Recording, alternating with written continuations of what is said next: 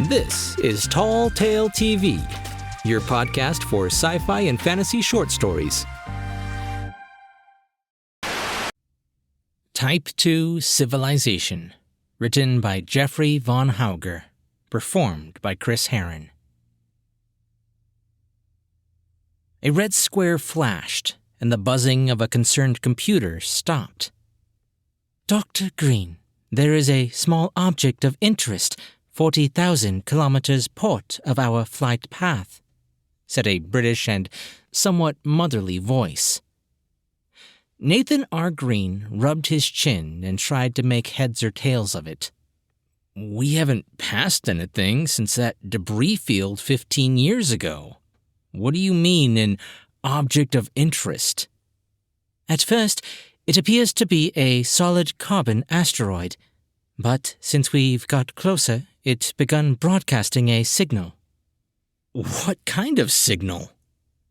Green sat down next to the long, broken pilot robot and tuned in. It was too weak to be a space marker. He cut the engines, drifted towards it, and locked his vast sensor array on the tiny thing. The computer spouted off details. Diamond nanofiber surface, 1 meter in diameter, unknown internal mechanisms, broadcasting a data stream in what appears to be over 70,000 different languages. No apparent defense protocol, nor known contaminants. Green ran it through his translator matrix and scanned for an option his computer might comprehend.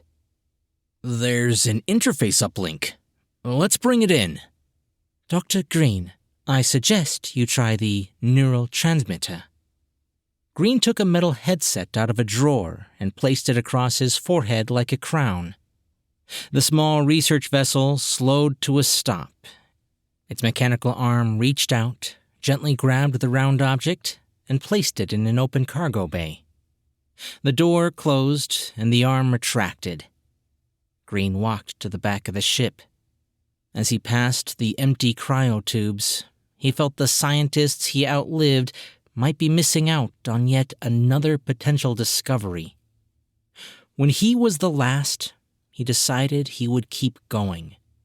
The computer kept him company as he continued the mission of charting the rare find of a new stellar nursery. He opened the bay door.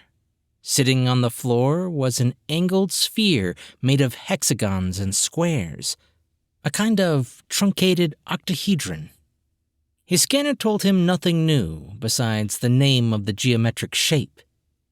Its outer surface was clear, like milky plastic, with an inner pink glow that pulsed with dancing light.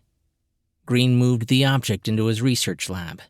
He was an exobiologist by training, but he'd have a go at this alien technology. I'm going to try to connect. He made a habit of telling the computer everything he did before he did it. He closed his eyes. Lightning zapped through his cortex, and he could see the interface. Endless, scrollable lines in languages he didn't understand.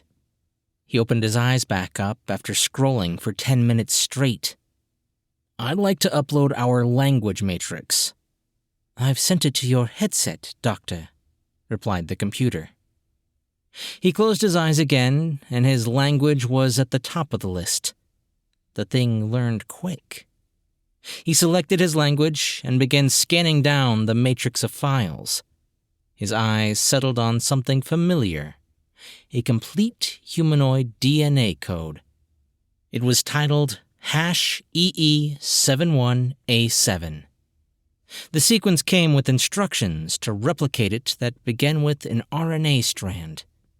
He'd never seen such details. It was like reading the language of an exobiologist god. He kept digging and discovered the EE71A7 had a manifesto. Eternal life through scientific discovery. Exploration via symbiotic enlightenment. Harness the power of the galaxy and become Type 3. He opened his eyes. "I'd like to connect this device to the ship." "I wouldn't recommend that, Dr. Green," warned the computer. "Are you kidding? It's a treasure trove of knowledge. This EE-71 species were a Type 2 civilization. I need your help digging through the data." "Doctor, I've analyzed the sphere. It appears to be some sort of self-contained quantum computer. I can't even determine its power source. If it is what I think it is, it would have no trouble countering our security protocols." "Protocols? I'm talking about the greatest discovery of all time. Not only life expansion, but harnessing the power of stars, and possibly beyond that." "Doctor, I cannot allow you to connect that alien hardware to the ship. You are endangering yourself and the mission." "This is the mission." Green walked over to the wall of his lab and activated the medical android. "I am the Medbot Surgical Unit. How can I help?" "I want you to connect to this terminal and extract the specific data related to replicating RNA." "Doctor, this is ill-advised," scolded the computer. "Look, I want to run some experiments, and I need help. If you won't, then the Medbot can." He took the ship's silence as acceptance. The Medbot connected to the sphere, stuttered, shook, and said, "Memory insufficient. Initializing data stream. The hexagon memorizer would like access to all my functions." "Granted." Green repeated the name. Hexagon memorizer. The Medbot left the room. "Hey!" The Medbot ignored him and walked to the ship's storage area. To his astonishment, it pulled components out of other systems and began to work on itself. 15 minutes later, it had a third arm and new eyes. It walked to the flight deck and grabbed the pilot droid, carried it back to its makeshift workshop, and went to work on that robot as well. Green watched the medical unit rebuild the pilot's memory core and reactivate it. "Now we can proceed, Doctor." The Medbot led the doctor and the reprogrammed pilot droid back to the lab. 2 sleepless days later, the Medbot injected the EE-71A7 RNA directly into Green. Where they couldn't synthesize, they used Green's own genetic material. He collapsed, and when he came to, he understood how to use the memorizer. He put his interface headset back on, went deep into the machine, and found the last entries. In his mind, he saw the image of a hairless, silver-skinned young man with black eyes. He wore soft pink trousers and no shirt. Insects, like little white and blue striped bees, crawled on his body. He spoke in a language Green now understood. "Greetings. It seems you found our memorizer, and that can only mean the worst. Our star has gone supernova. Our sphere has been destroyed, and with it, all of us." The slim man looked truly saddened. "I will show you." An image of an enormous space structure filled Green's mind. It was constructed by using every resource in their home system. There were billions upon billions of them, and they all looked exactly like the young silvery man. They were clones that built a vessel around their sun, used it for fuel, and set out across the galaxy in a true starship. Green was awestruck. Theoretically, it was possible. The RNA he injected gave him the memories of a clone. He knew everything he was seeing was real and watched more. The clones traveled the galaxy for 5 galactic rotations, driving towards the center. Their star began to change, and they assumed it would condense into a brown dwarf or a black hole. They thought they could control it. Green now understood the stellar nursery and nebula he had been traveling through for half his life was the result of their star exploding. They were an extinct people.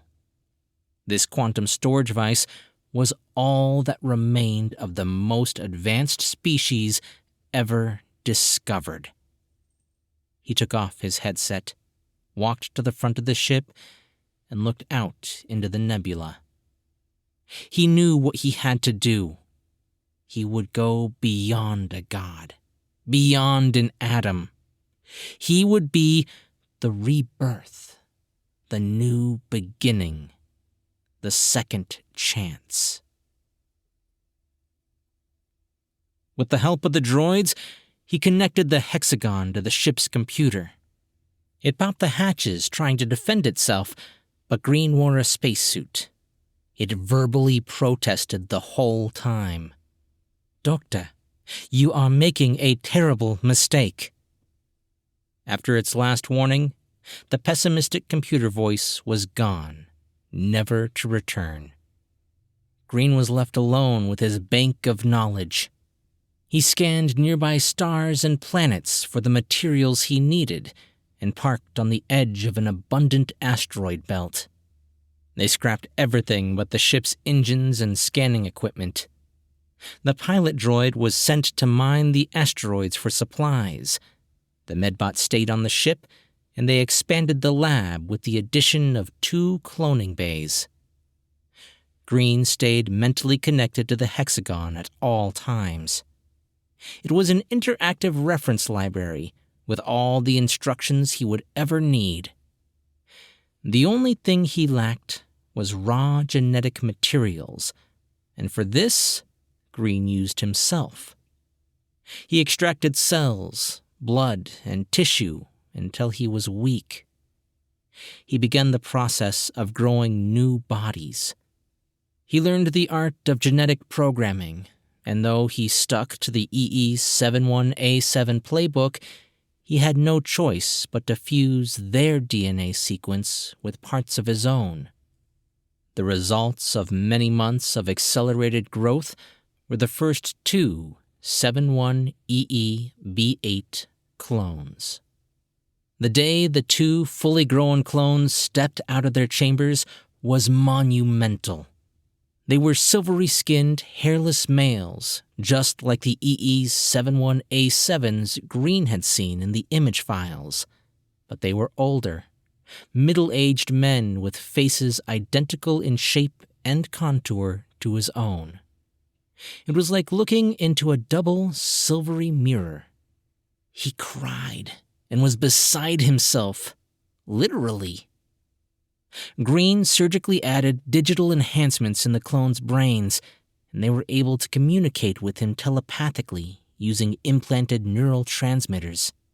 They were also able to connect directly with the hexagon, and through it with each other, with Green, and with the droids. They were born knowing everything Green knew, and 1,000 times more. They immediately went to work on creating new clones, expanding the ship, and cultivating new forms of advanced technologies based on plans held in the memorizer. They set up a base on the nearest hospitable planet. Not that it was very hospitable, but by the time Green was on his deathbed, 200 of his years later, they had terraformed it enough to go outside without a helmet. He lay in bed, looking out a tinted window at an ever-growing city that expanded in all directions around him.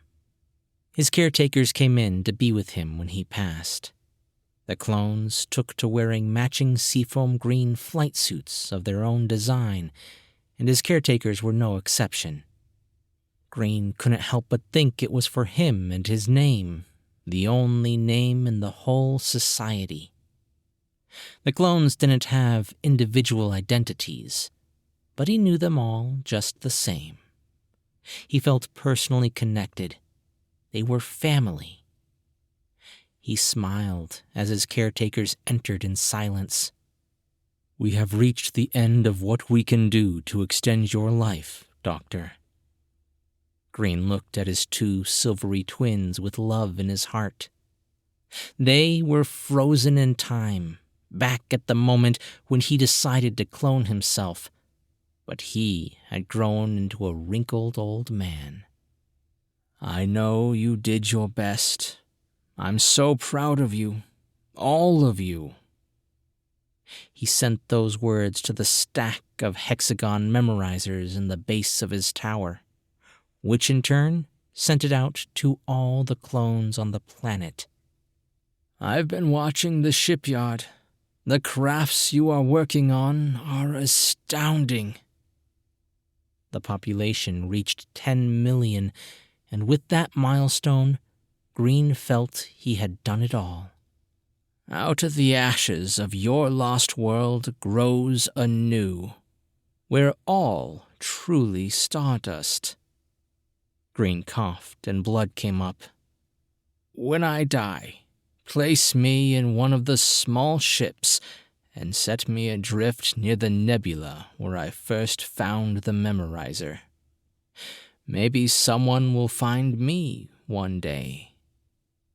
When their creator passed, the clones mummified him and placed him in a one-man tetrahedron scout ship. The sparkling pyramid floats to this day on the very spot where he found the hexagon that marked the end of one civilization and the birth of another.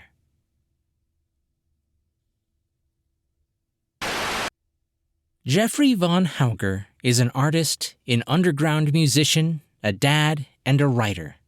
If you'd like to find him, you can find him at buildspaceships.com or on Twitter at Jeff Hauger. Links in the description.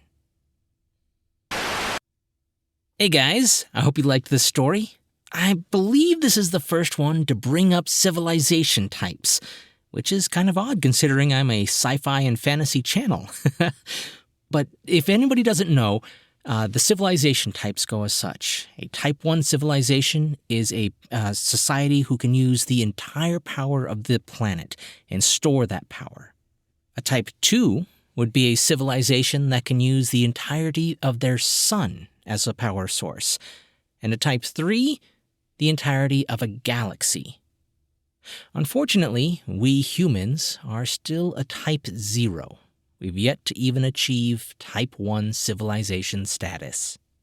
Here's hoping, though. I think we can make it. Anyway, if you did like this story, be sure to give it a thumbs up or a comment if you're on YouTube or Facebook.